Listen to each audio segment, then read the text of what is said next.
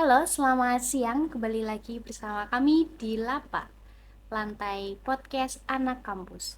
Di kesempatan hari ini kita akan membahas sedikit tema yang mungkin luar biasa dan pastinya akan menginspirasi kita yang mendengarkan, yaitu dari dojo ke kampus menyuarakan masa depan di UPGRIS.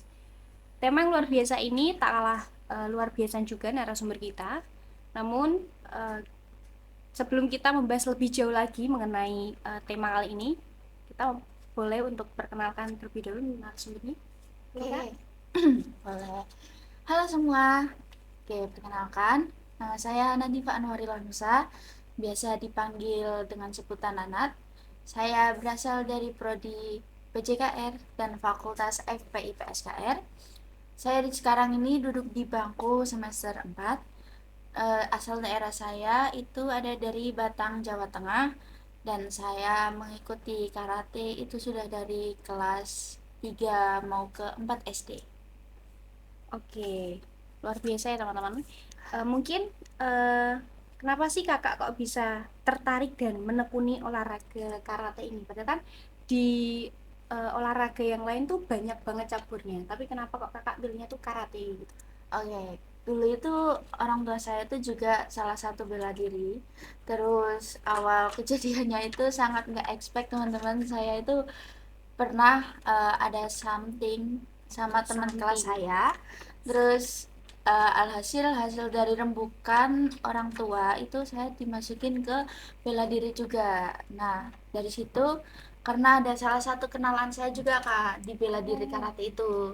Terus ya udah akhirnya saya dimasukin ke karate gitu ceritanya. oke, ceritanya yang Iya. cukup unik ya teman-teman.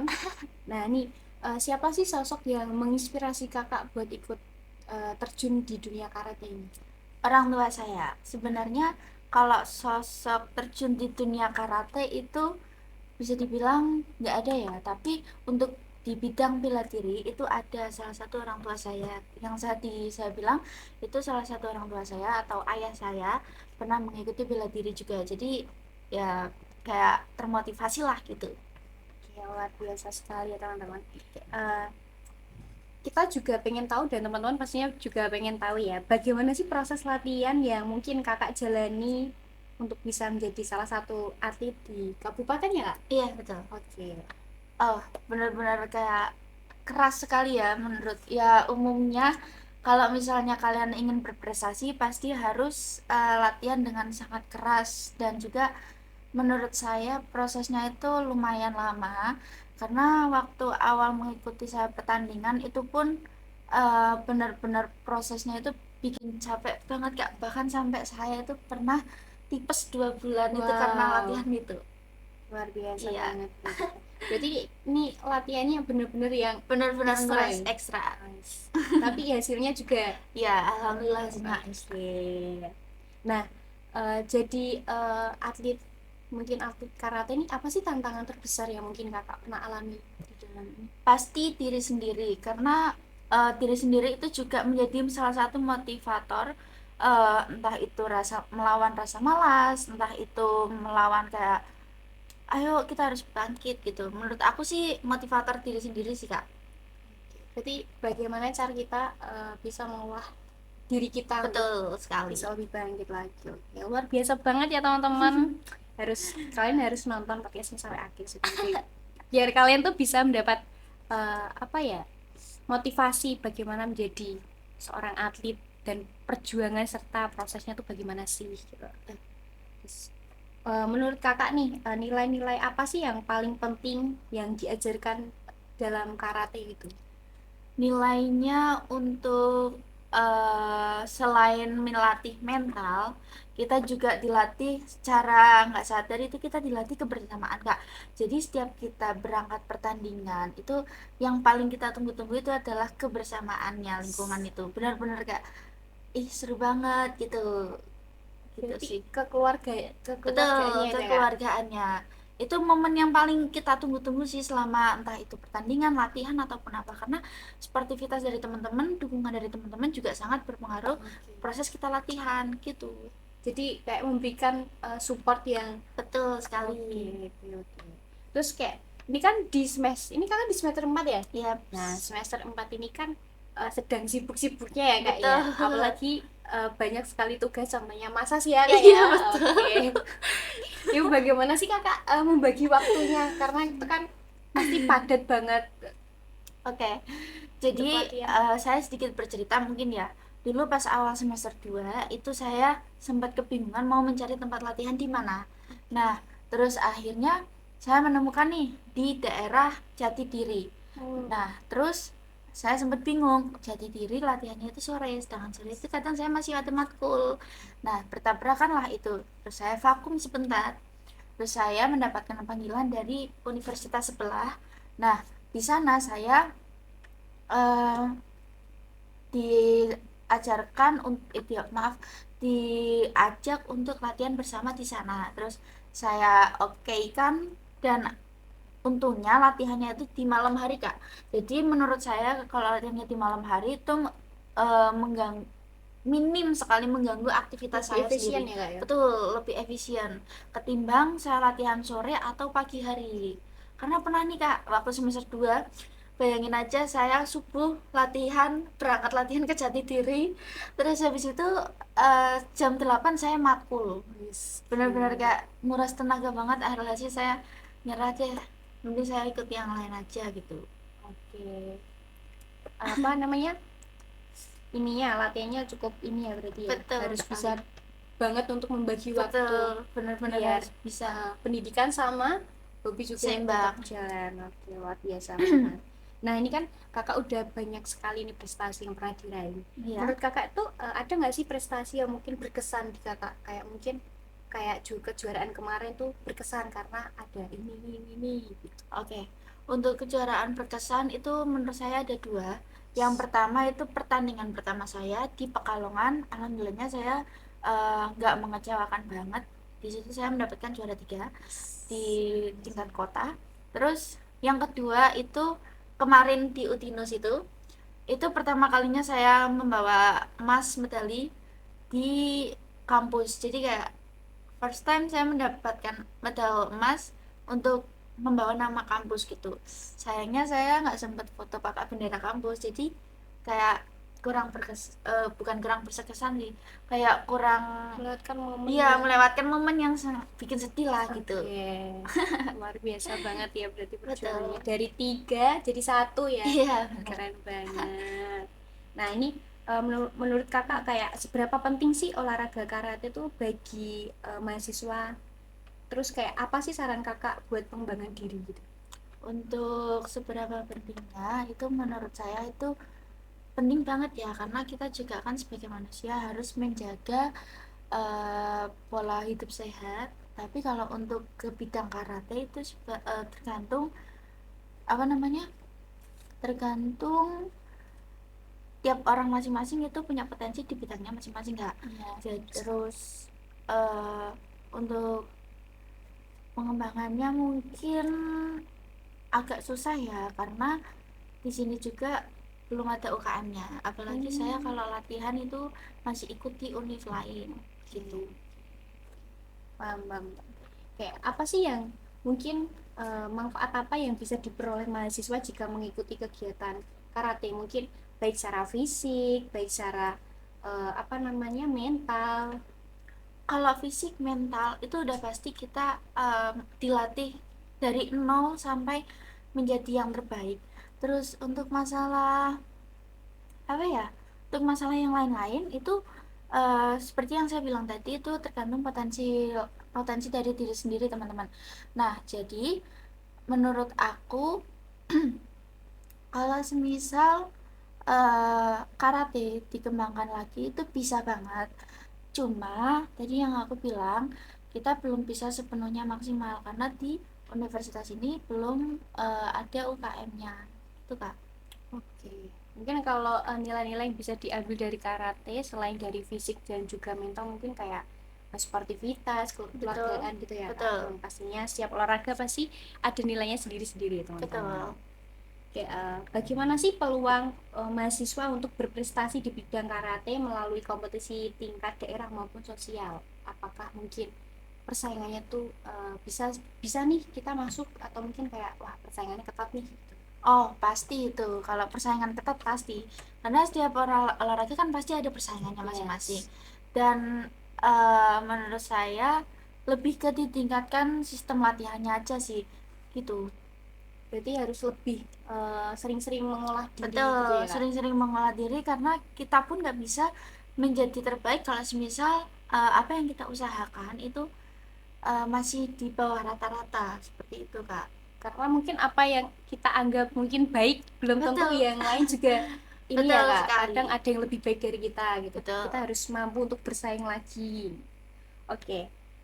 Berarti ini yang tadi berarti di kampus belum menyediakan untuk UKM-nya ya Iya. Kak? Oke. Berarti di UKRIS ini kan sudah terdapat UKM yang karate ya. Berarti mungkin sudah aktif dan menjadi wadah bagi mahasiswa pecinta karate apa belum kira-kira menurut kakak? Karena Kalau kan untuk juga wadah ada itu. kalau untuk wadah pecinta karate, saya rasa itu belum ya Kak, karena seperti yang tadi saya bilang di kampus ini tuh belum ada UKM-nya teman-teman. Nah, tapi kalau untuk dukungan dari dosen dan mungkin dari atasan-atasan lain itu udah ada. Dan juga mereka waktu kemarin kita berangkat ke Utinus itu mereka ngasih eh, biaya, ngasih pengeluaran untuk kita bekal di pertandingan tersebut. Makanya menurut saya kalau untuk sistem UKM-nya itu bisa dibicarakan dan dikembangkan lagi, itu masih bisa banget sih menurut aku. Oke, berarti ini tuh kan UKM di sini mungkin belum udah ada mungkin, tapi belum ini ya kak, belum seaktif itu gitu Iya, ya. sempat dibekukan juga. Tapi untuk dari sininya dari kampus kan sudah mensupport gitu ya, menjadi Betul, wadah untuk betul, teman-teman juga untuk berprestasi ya. betul sekali. Nah, menurut kakak nih kayak apa sih alasannya dan seberapa penting sih dibentuknya UKM karate yang mungkin aktif dan bisa merangkul anak-anak yang ada di sini? Menurut aku sih penting banget ya teman-teman, karena eh gini, saya sebagai atlet karate dari Batang itu ke sini niatnya mau mencari tempat latihan lagi karena untuk mengembangkan potensi. Tapi sayangnya di sini tuh belum ada sampai saya mencari tempat latihan di univ lain, di tempat lain, di tujuh lain gitu. Makanya kalau misal di Universitas BKR ini akan diadakan UKM karate, saya sangat bersedia dan saya sangat sangat sangat senang sekali. Mungkin saya akan berusaha lebih kalau misal saya mengumpulkan orang dulu nih Kak, mengumpulkan orang karena semenjak saya kemarin kan saya sempat di pos di UKRIS Story Yes. sama Humas UKRIS itu. Nah, di situ saya senang dan juga ada beberapa DM-an masuk ke saya kayak minta info tentang latihan gitu. Jadi kayak ih, kebetulan nih ada nih, kita kita kumpulkan dulu informasinya, terus mungkin kalau misal menurut saya udah cukup orangnya, saya akan melaporkan ke yang tertinggi buat bentuknya UKM ini gitu.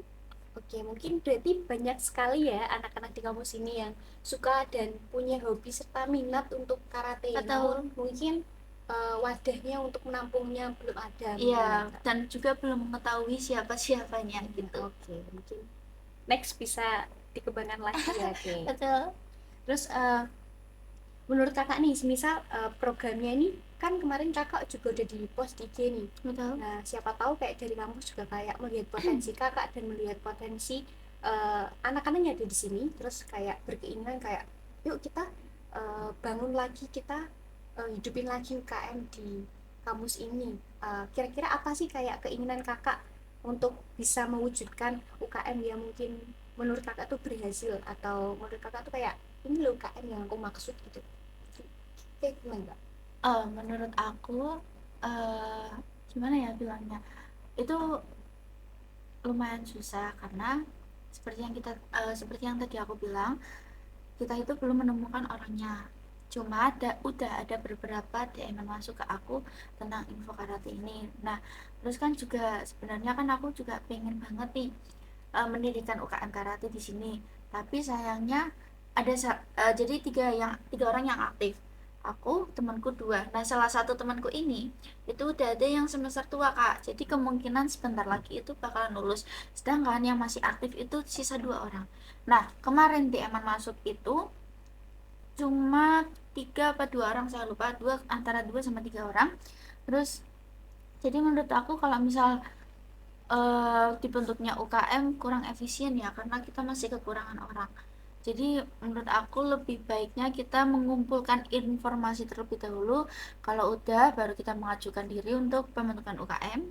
Lalu setelah itu kita berdiskusi terlebih lanjut, UKM ini mau digimanakan dan UKM ini mau sistemnya kayak gimana, apakah akan berjalan lagi 100% atau mungkin ada hambatan sedikit di bagian apa gitu.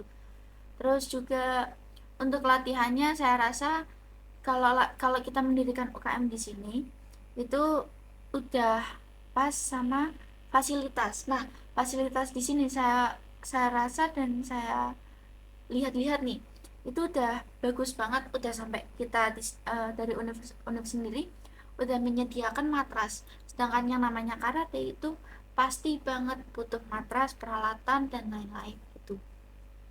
Berarti untuk peralatan di sini berarti udah oke ya? Sudah oke. Tinggal mencari Orangnya aja. aja. Betul. Berarti ini kita kesulitannya mungkin di orangnya gitu Betul aja sekali. ya. Berarti kalau semisal UKRIS memang ingin mengadakan UKM, mungkin kita bisa bantu buat cariin orang-orangnya gitu ya. Oke. Terus apa sih kayak semisal harapan kakak untuk perkembangan olahraga karate di kabupaten dan di lingkungan perguruan tinggi khususnya di UKRIS ini, Kak? Harapan aku sih pastinya buat kalian teman-teman karate, jangan pernah berhenti latihan sebelum kalian mencapai titik tertinggi kalian. Dan untuk Universitas PGRI Semarang, saya rasa harapan saya cukup, saya ingin sekali adanya UKM karate di univ ini, karena semakin mungkin semakin banyak UKM semakin oke lah ya. Terus juga untuk UKM karate sendiri kan sudah ada bukti prestasi dari beberapa teman-teman kami juga, jadi mungkin bisa untuk pengajuannya UKM, kurang lebih seperti itu sih, Kak. Oke, oke. Jadi mungkin bisa dikembangkan lagi ya Kak untuk itu. Nah, Betul. untuk kakaknya nih, bagaimana kalau semisal UKRI sudah mendirikan UKM yang resmi dan sudah bisa melahirkan prestasi-prestasi dan juga atlet-atlet yang mungkin kita nggak tahu sebelumnya. Apa sih yang kakak pengen lihat 5 tahun ke depan untuk prestasi apa yang kakak ingin lihat gitu? Pastinya pengembangan tentang karate di UKRIS ini ya, itu udah pasti teman-teman. Terus juga kalau bisa jangan cuma apa namanya, mengikuti pertandingan di tingkat-tingkat kecil kayak daerah kota Semarang atau gimana. Kalau bisa kembangkan sampai keluar kota, keluar negeri gitu. Benar-benar kayak kita harus membanggakan, mengharumkan nama Universitas PGRI Semarang lewat cabur lain, terutama di karate ini. Betul sekali. Apalagi kemarin sempat alhamdulillah ya kita membawa 3 emas. Benar-benar kayak first time itu kita membawa 3 emas di tahun, dari awal maba sampai sekarang itu baru pertama kali kita mendapatkan 3 emas itu di tahun ini sih. Biasa banget ya berarti. Terakhir nih Kak, apa sih pesan dan motivasi kakak buat mahasiswa UKRIS yang ingin mencoba atau memulai belajar karate?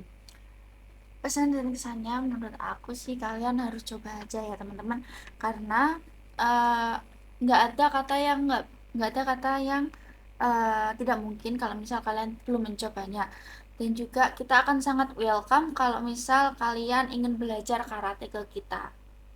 Itu sih. Mungkin nggak ada kata terlambat ya Kak Betul untuk sekali. belajar. Jadi kayak ayo teman-teman yang punya mungkin bakat dan minat karate bisa dikembangkan lagi kayak gagal itu pasti, tapi bagaimana cara kita untuk bisa bangkit dari kegagalan Betul. tersebut. Luar biasa sekali. Nah, ini semisal nih Kak ada kesempatan atau apa ya, poin penting lah yang Kakak bisa sampaikan buat pimpinan kampus dan seluruh mahasiswa UGRIS tentang pentingnya menghadiri UKM Karate, dan apa yang ingin Anda sampaikan kayak eh, angan-angan Kakak gitu buat kampus Oke. ini Kak. Seperti yang saya tadi bilang, kita sudah membuktikan kalau semisal di bidang karate itu sudah ada potensi dan sudah ada siswa-siswa, maaf, mahasiswa-mahasiswa yang berprestasi. Jadi mungkin bisa lah ya mendirikan UKM karate ini. Oke. Benar-benar ini yang saya tunggu-tunggu dari maba gitu loh. Kayak wah, semangat banget nih pasti kalau semisal di sini ada UKM-nya. Apalagi kan di semester 2 kalau nggak salah ada Ada, mata kuliah iya ya, ada karate. ada mata kuliah karate ya di situ. Jadi kayak wah, pasti ini hal ini yang akan kami semua tunggu-tunggu gitu sih kak.